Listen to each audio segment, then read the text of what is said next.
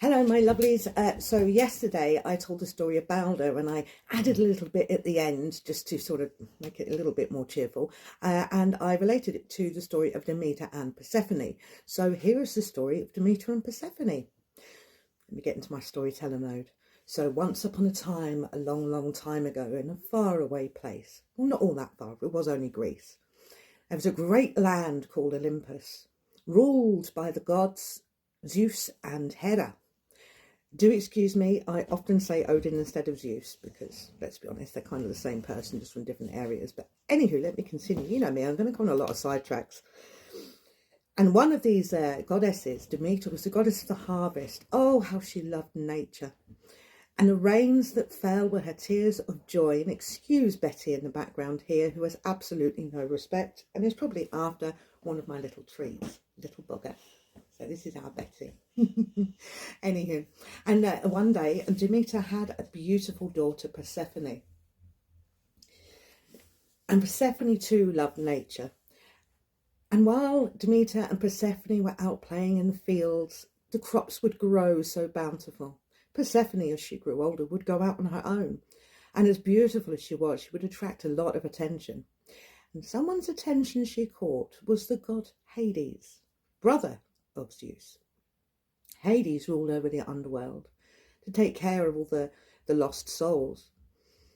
But he loved her so much, and I strongly suspect she probably loved him too.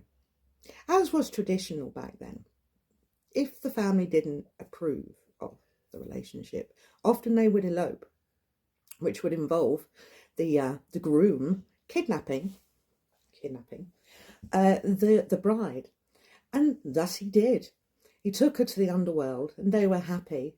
Oh, how she missed her mum and her family.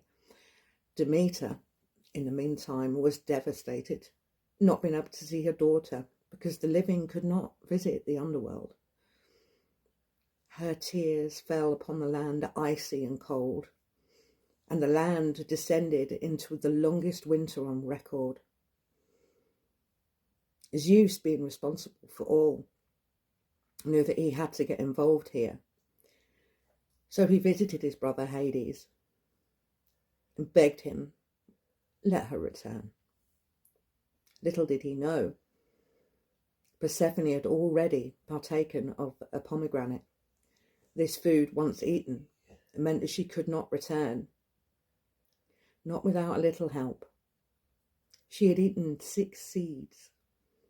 So Hades, with all his power and feeling very sorry for her family, agreed that 6 seeds, 6 months, 6 months she could spend with her mother, and he could release her from the underworld because, of course, she was living, and he had the power to do such things.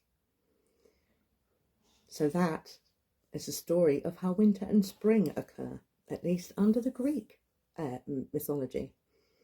When Persephone returns to her mother's, those tears that she cries become tears of joy and fall upon the land, creating a bountiful harvest of spring and summer.